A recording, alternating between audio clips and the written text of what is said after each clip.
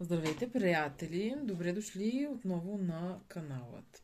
Днес продължавам темата, само да започнем така с позитивен звук, да изчистим лошите енергии, да изгоним лошите хора. Днес започваме. Просто продължавам също с цялата тематика с враговете, защото това просто някак си е моята любима тема. Аз самата обичам да гледам видеа на такива теми, обичам тези карти, тези разклади за враговете, защото, за съжаление, или всъщност, айде не е за съжаление, но заради добро или лошо, живеем в такива времена, в които няма човек, който да няма враг. Тоест, вие колкото и да сте добри и прекрасни, ще се намери някой Иван Петкан или Драганка, който няма да ви харесва и ще се чуди как да ви направи скомино или лошо. Колкото и да се вдигат вибрациите и да са нашите вибрации високи, нали, доколкото може на осъзнатите хора, въпреки това тези рептилоподобни всякакви други всячески нападат, било то енергийно, било то буквално, който знае, знае, нали, или някой пък може пък и да се чудят, нали, какво се случва и да започват те първо да усещат някакви такива странни енергии и неща, които се случват. И просто аз затова обичам да правя тези разклади, обичам да гледам в тези енергии, защото това е за мен много интересно. Аз в крайна сметка виждам магията и всичко това като нещо не черно или бяло, а то е просто енергия, фотони, квантова физика, но обичам чрез нашите 3D инструменти да гледам там, да диагностицирам. Така да кажем, че това е до някаква степен моето хоби, моята страст, нещо, което ми харесва и затова обичам да правя тези видеа и ги правя за вас. Впоследствие вече ще започна да правя и обяснителни видеа, така че ако имате конкретни въпроси за начинаещи или за напреднали, можете да ги задавате в коментарите. Аз ако мога да ви отговоря, разбира се, ще ви отговоря. Сега стига съм балтала и разказвала. 3 групи съм ви приготвила, 3 варианта. Ето ги. Вариант номер 1 е планинският кристал с това връхче. Вариант номер 2, чудех се, ето го едно ангелче от селенит. Макар че най-вероятно няма да гледаме за ангелчета, ама и опушен кварц. Ето го, моят любим кристал. Така, това са трите варианта. Ако имате нужда повече време, за да изберете, питайте интуицията си, естествено, не с логика избираме. Просто сложете видеото на пауза, загледайте се кой вариант ви говори, ви дърпа, ви е интересен. Ако нищо не ви дърпа и нищо не ви е интересно, то тогава може би няма информация в това видео, която е за вас. Ако ви е приятно да слушате, слушате и останете. Ако нещо резонира с вас, може да изгледате и цялото видео и да вземете просто това, което резонира с вас и ви е подсказка. Така функционират тези видеа. Те не са естествено лични разклади, лични гледания. Те са общи и се гледат от повече хора. Но както и в библиотеката на палмовите листа в Индия, където са записани съдбите на хората и се оказва, че на 300-500 човека имат една и съща съдба, едно и също листо, така и понякога има една и съща история в тези разклади, която се крие. Така че да подходим отворени и да чуем информацията, която ни се дава. Сега, загатвайте. Първи, втори, трети вариант. Ще използвам Таро The Night of Sun, нещо такова, нощно слънце. Ето ги картите, как изглеждат. Между другото, понеже аз колекционирам таро карти, ако някой от сте ви е интересно да го видите, можете да го напишете в коментарите и ако го имам, ще ви го покажа. Ще ви покажа картите просто. Така. Предполагам, че вече сте загадали. Ще използвам тези таро карти и ще използвам също така руни, нортоберийски сторои. Т.е. обикновените, така да кажа, ако изобщо може човек да ги нарече обикновени. И така, започваме с вариант номер 1. Планинският кристал. Всички, които са избрали планинския кристал, и са, всъщност трябваше въпроса да кажа, и сте загадали човек, враг, някой, който смятате или знаете, че ви е враг.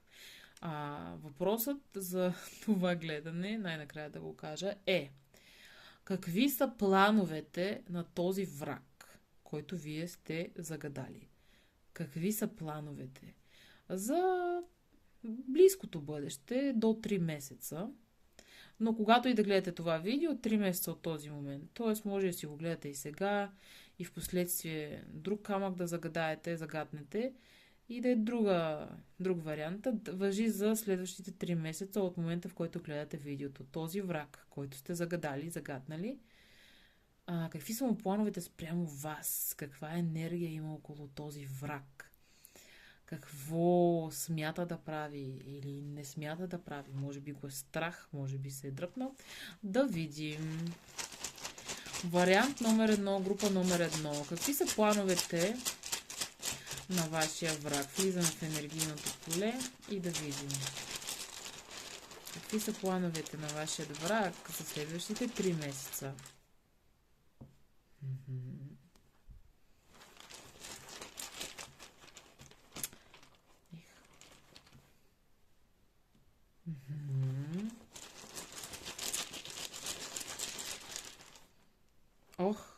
Ох, колко интересно.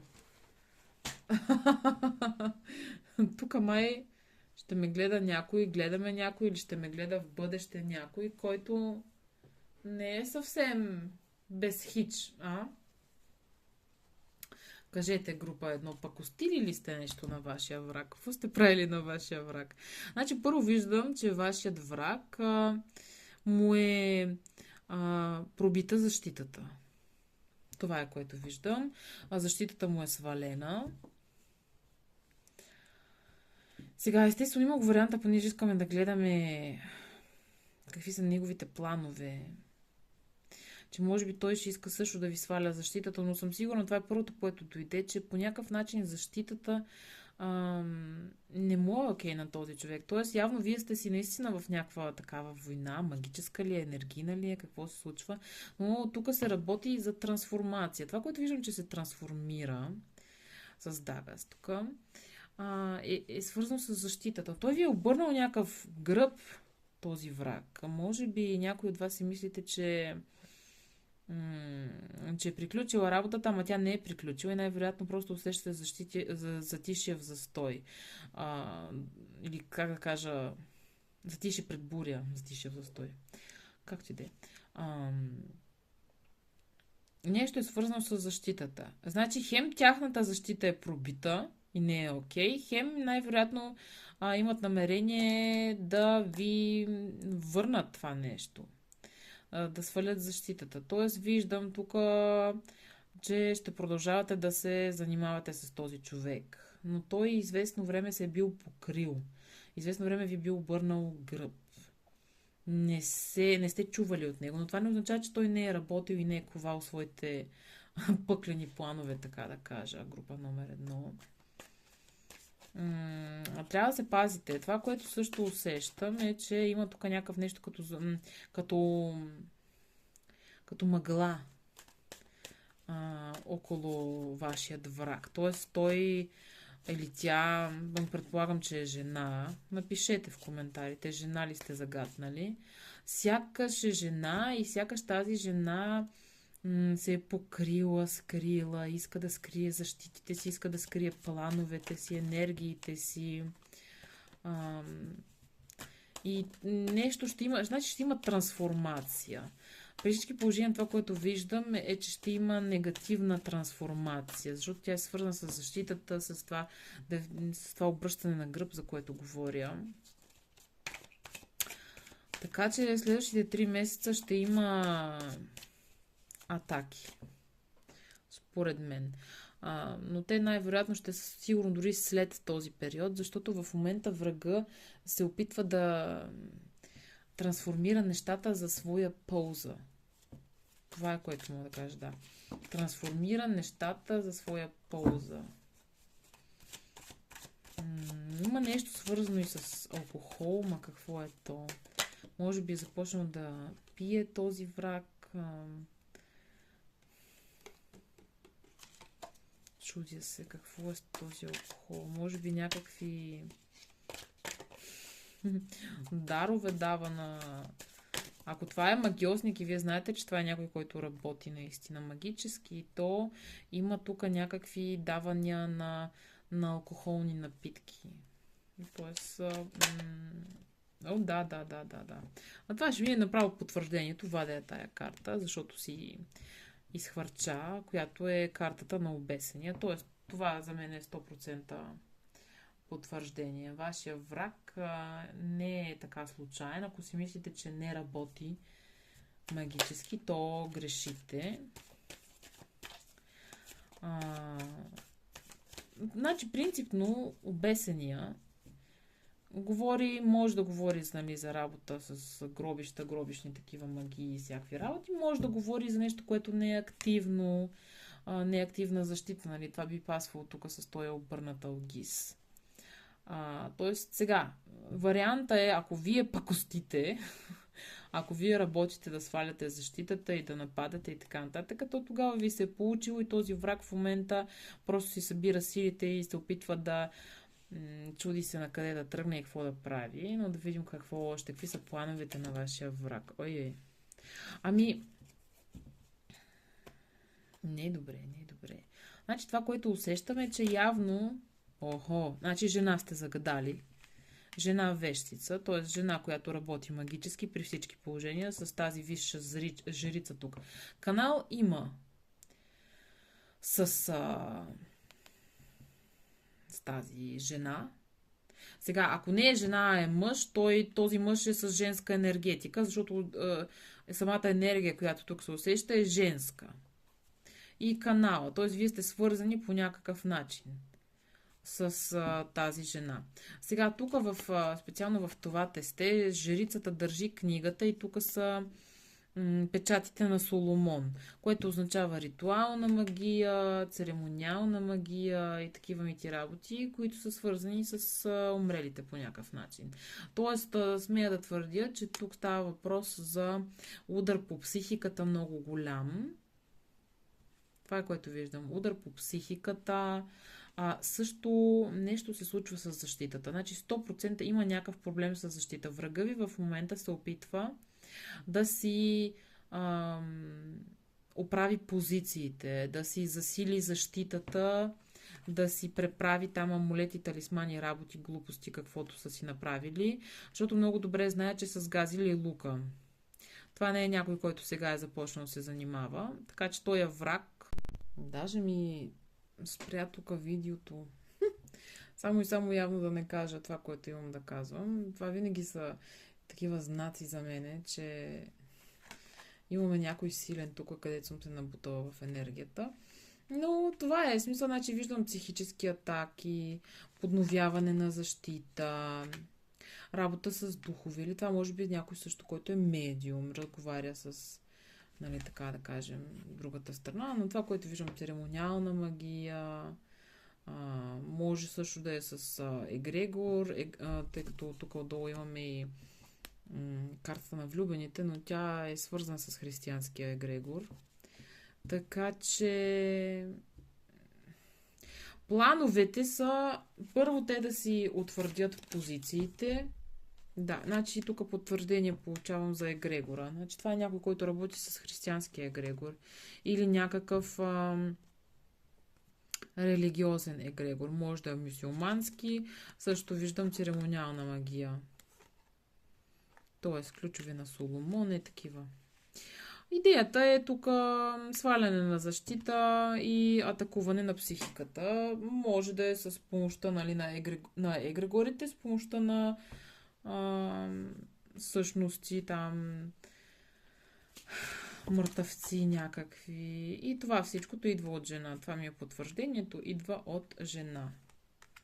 Жена, която много обича парите, материалните блага. Жена, която между другото е тъмнокоса. Така като я гледам, тъмнокоса. Занимава се, нали, с магия.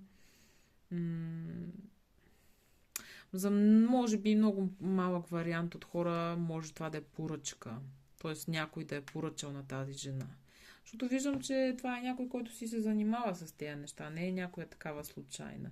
Но не за всички, нали? Ако резонира, резонира. Може мъж да е поръчал да ви тормози, защото сте го отрязала или нещо такова. Това е много модерно напоследък. По този начин да тормозат жените. Това е, което имам за вас, група номер едно. Това са плановете на вашите врагове. И сега всъщност ще попитам за съвет. Съвет какво да правите вие, за да се защитите. Значи, трябва да защитите непременно връзката си, защото виждам, че това ще има влияние на семейството ви. Т.е. може да има караници, проблеми. Ще има също и, ако не се защитите време, така да кажа, ще има негативни влияния върху работата ви. Т.е. най-вероятно в общ аспект ще бъде атаката. Като цяло да имате, нали, негатив във всички сфери на живота. Тоест, съветът тук е да защитите финансите си, работата си, семейството си, връзката си, непременно също бинарния канал. Бинарен какво означава? Двоен, нали? Между вас и вашата половинка, ако има такова нещо. Ако не, гледайте някаква защита да направите, да защитите себе си и съдбата си, защото това може да ви нали, такива атаки може да влияят да останете сами, да не намерите партньор, семейство, деца. Нали? Това са си сериозни работи, принципно. Така че това е съвета да защитите в общ план семейство и работа. Добре, това е за вас. Сега ще видим нататък. Беше интересно. Непременно ми пишете в коментарите, може и пък и налично на имейл да ми пишете, да ми кажете как резонира с вас гледането, защото това, разбира се, потвържденията на хората са много приятни. И сега, нека да видим за група номер 2, ангелчето. Вашият враг, който сте загадали. Вашият враг. И вторият на мисли, пишете също в коментарите идеи и теми, които ви интересуват за следващи гледания, които може да са от абсолютно всякакво естество. За любов, за пари, за кариера, за духовно израстване, съвети, каквото се сетите, също за врагове. Всичко си пишете в коментарите, каквито имате въпроси и каквото ви вълнува. Така, група номер 2 са. И така, група номер 2 с ангелчето, с селенита. Вашият враг. Какво ще прави вашия враг? Какви са неговите или нейните планове? Така да наместя. Какви са неговите или нейните планове за следващите 3 месеца? До 3 месеца. Този враг, мъж или жена, няма значение. За всички, които са избрали група номер 2. Какви са плановете на този враг за вас?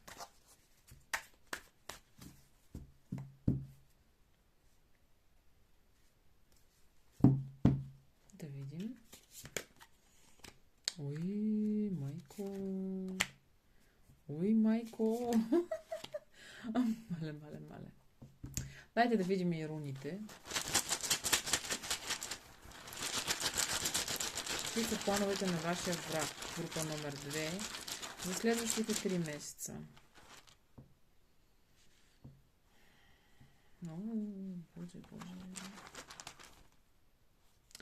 Добре, каква е тая женска енергетика? Тук просто не разбирам. Уж мъж, виждам мъж, пък доста женска. Може би вие сте дама. Може би жена гледа в момента и жена е загадала. Това е един вариант. Сега тук имаме седмица мечове, иерофанта и глупакът. Сега, тъй като имаме и 2 големи аркани, и те са доста силни, заедно с седмица мечове, мога да кажа, че това е някой измамник. Това да не е някой бивш. Имам чувство, че това е някой бивш ваш, защото виждам сексуална енергия също. Значи виждам сексуална енергия, която обаче се е отдръпнала. Тоест, може би вие сте се разделили с този човек и той сега злобее. И то всъщност Не виждам толкова магическа атака, колкото измама, всичко да е манипулация. Най-много от цялата работа енергийно каквото е, може да са някакви молитви, може да са молитви в църквата, или молитви при баща, или при някакъв по иерархия виждам мъжка фигура, която е иерархично стои по-нависоко, може да има по някакъв начин влияние върху вас. Силно ме съмнява да е работа, свързано с работа, но може пък и да е, де да знам. Сега, ако е свързано с работа, а за тези, за които става въпрос за работа и сте загадали някакъв враг, който е на вашата работа, то тогава да знаете, че под визуркото проклет, защото такива мишки има много, мишки, жаби, как искате ги наречете, клоуни също, ще ходи да се жалва някакси при шефа и ще говори лъжи, измами, някакви такива работи. Нещо такова виждам, за да може да постави себе си напред. Другото, което виждам, е абсолютен хаос. Хаос има около този човек, той просто създава хаос около себе си или ще създаде около вас, за да може да представи себе си по-добре. Тендирам да кажа, че това е това, което виждам. Напишете ми непременно в коментарите за това ли става въпрос за работата, ли става въпрос. Но това, което виждам при всички положения, че този човек е измамник. Това е един измамник, който се чуди как да ви излъже. Ако е връзка, която е приключила, или вие се чудите този човек какво се случва, ако е бивш, то този бивш ще се опитва да ви излъже по някакъв начин, да ви замаже очите, за да започнете от начало. Защото глупака говори също за едно ново начало. Може да ви излъже, че иска да се жени за вас. Или да ви лъже за някакви по-така сериозни неща, но да знаете, че всичко това пълна лъжа, пълна измама. Тоест, още първата карта, която успях да изтегля или която изтеглих, е лъжа, измама. Тоест, той си е наредил най-различни, нали, тук виждате, най-различни козове или мечове, или както искате, с които да ви обстрелва. Тоест, ако не стане с тая измама, ще пробваме с тая, пък после с другата, с третата. Това е страшно измамен човек. Това е някой, който толкова е измамен, че чак си вярва на измамите, за да бъде такъв изкусен лъжец, измамник, нарцис. И трудно с такъв човек. Не бих ви посъветвала да започнете от начало. Защото се вижда тук тенденцията. Това ще е определено това, което вашият враг иска. Или този човек, който сте загатнали, това ще е това, което той иска от вас. Вие да започнете от начало, едно ново начало, но да знаете, че това ще е лъжливо ново начало, то ще е базирано на лъжи, на измами. Просто това е. Сега съвет от картите за вас. Правосъдие. Сега, правосъдие. Ако някой от вас са в развод с този човек, или сте разделени с този човек, правосъдие ще има, развод ще има. Как да ви кажа? Ако имате деца с този човек, виждам, че те ще останат при вас на ваша страна. Като цяло виждам, че правосъдието е на ваша страна. Виждам също кармична връзка, кармично обвързване и свързване с този човек. Затова ви се случват всички тези неща.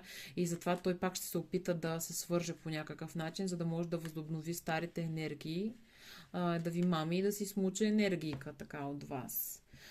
Но разберете го това нещо, не давайте шанс, осъзнайте се. Да, ето. Виждам сега някакви страхове, но не трябва да ви е страх, защото правдата е на ваша страна.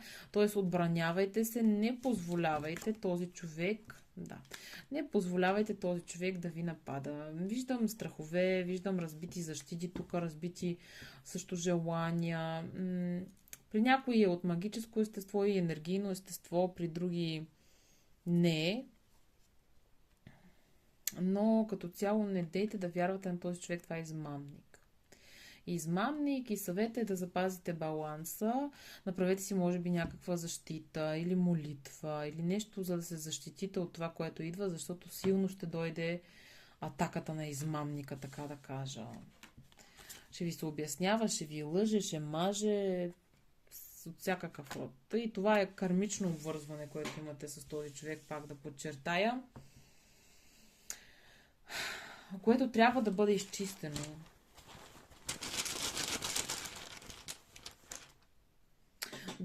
Да. Значи, вижте, ще ви се отвори път, ще ви се отвори възможност. Тоест, това ще бъде изчистено, но трябва да изтърпите. Да, то значи старото ще бъде разрушено. Вижте, старото ще бъде разрушено. Този човек няма да има път към вас, както иска да си го прави. Да, вижте. Руните са повече от пределно ясни. Значи, този човек, опитвайки се да изгради пътя си към вас, с там каквито си цели си има, недобри, нали, с, както казахме, лъжите, измамите и така нататък, няма да стане. Този път, самият мост, връзката с този човек ще бъде абсолютно разрушена. Значи тук говорим за абсолютно разрушение, което най-вероятно и вие трябва, нали, да направите. Да, абсолютно разрушение с този мъж. Много ясни. Много са ясни руните. Ако пък сте заблудена калинка и искате да се събирате и някаква част от вас се зарадва на това, което казах, не е добра идея и няма да стане. Това е. Това е, което имам за вас, драги мои. Пишете непременно в коментарите как резонира с вас. Разкажете ми историята си. Но пазете се от такива измамни личности. Така. Само момент. Сега, това беше за група номер 2 и нека да видим група номер 3 с моят любим опушен кварц. Група номер 3. Опушен кварц. Всъщност ще започна с руните тук. Група номер 3. Опушен кварц. Човекът, който сте загадали, врагът, който сте загадали. Какви са неговите планове за следващите 3 месеца прямо от вас?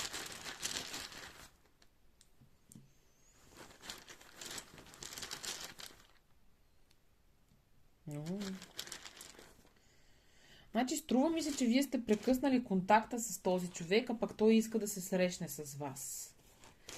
Виждам някаква блокада от страна на жената, на женската енергия. Вие сте се укрепили вашата позиция, но този човек иска пак по някакъв начин, как да кажа, да се види с вас, да говори с вас. Има някакви чувства за вина, които усещам тук, но също така виждам и малко подмолни работи, малко влияние на психиката, на манипулации, все едно от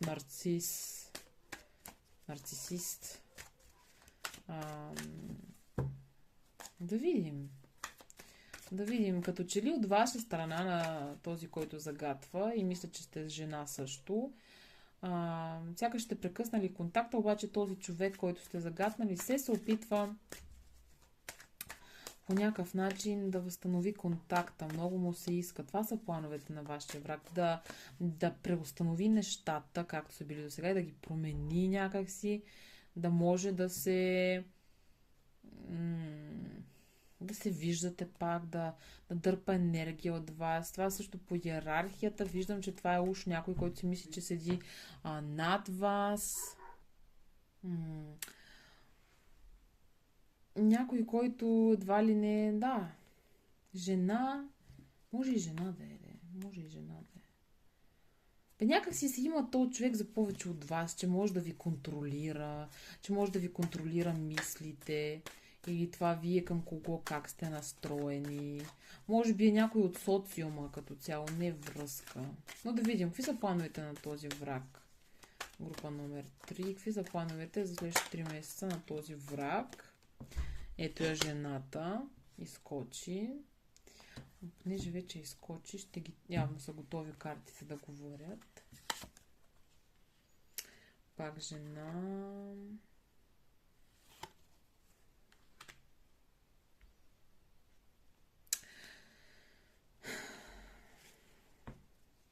Страшно много женска енергия виждам тук. Ако има враг, това е жена, каквото виждам. Тази жена много иска да спечели. Тук става просто наистина за някакъв род победа. Защото идва картата шестица жезли, която говори за победата. Тоест тази жена непременно иска да победи. Това е което мога да кажа. На всяка цена, да.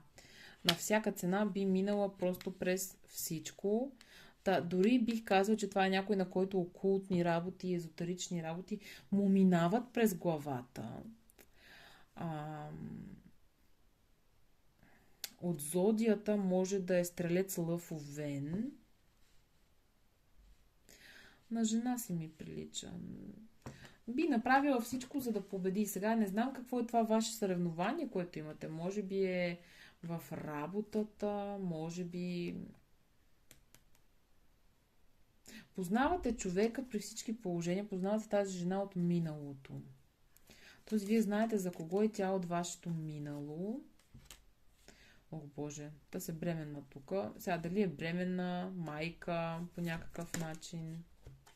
Семейна. Семейна е тази жена. Значи, виждам съревнование, но... да ви кажа, сега не виждам непременно да ви е най-големия враг. Тя по-скоро това е човек, който мисля, че грешна представа имате за този човек. Не го виждам като супер голям враг. Виждам я като човек, който е способен, айде не на всичко, но е способен на доста неща да направи, за да си постигне целите, за да си постигне желанията, това, което иска и би отишъл в всякакви така, да кажа, измерения, би пробвал различни нещата, дори, както казвам, дори и окултни и езотерични практики, но не я виждам тая жена като някаква магиосничка или нещо такова. Може да има някакъв интерес към духовността, към кристалчета, към картички и така нататък. Но сега не виждам някаква супер опитна вещица. Може би в самото начало. Но не виждам атаки. Не виждам... Ако това е някой, който сте сигурен или сигурен, че ви атакува, то тогава за следващите 3 месеца можете да сте спокойни, защото не виждам атаки. Значи не виждам нищо лошо. Виждам сега, най-вероятно, ако настъпите този човек и вие атакувате, може картите да се променят естествено. Но тук говорим към настоящия момент с енергиите както са. Не виждам негатив. Тоест не виждам тази жена да ви напада или да ви праща магии, негативни енергии. Даже не виждам какъв е толкова врага. Имам чувство, че по-скоро като че ли вие сте преекспонирали малко ситуацията, защото това просто е човек, който се бори за това, което иска. Значи явно може би трябва да се борите повече и вие и да не допускате, нали, да ви се навлиза толкова в личното пространство и в това, което вие искате де-факто. Да не отстъпвате. Това е което мога да кажа. Но не виждам негатив, не виждам атаки, не виждам нещо грандиозно за следващите 3 месеца. Самият човек като човек има интерес към окулта, но има интерес и към много други неща. Както казвам, основна карта тук е шестицата жезли, че този човек, тази жена непременно трябва да побеждава. Непременно иска да победи. На всяка цена. Да. Но не виждам да ви напада, да ви вреди в момента. По-скоро имам чувство, че така получавам като информация, че все едно вие сами си вредите повече, отколкото този човек вреди на вас. Да. Това е. И ако сте имали дразги, то те са били в миналото. Не са актуални към момента. Да, това е, милички. Няма нищо притеснително за вас. Група номер 3. Живейте спокойно, дишайте. Естествено, потвърдете си с лична диагностика. Сами или при мен, нали, за консултация, но всичко е окей с този човек, който вие загаднахте. И така, пишете в коментарите как резонира видеото с вас, хареса ли видеото, идеи, въпроси, също пишете в коментарите или налично. И ще се видим в следващото видео. Чао, чао!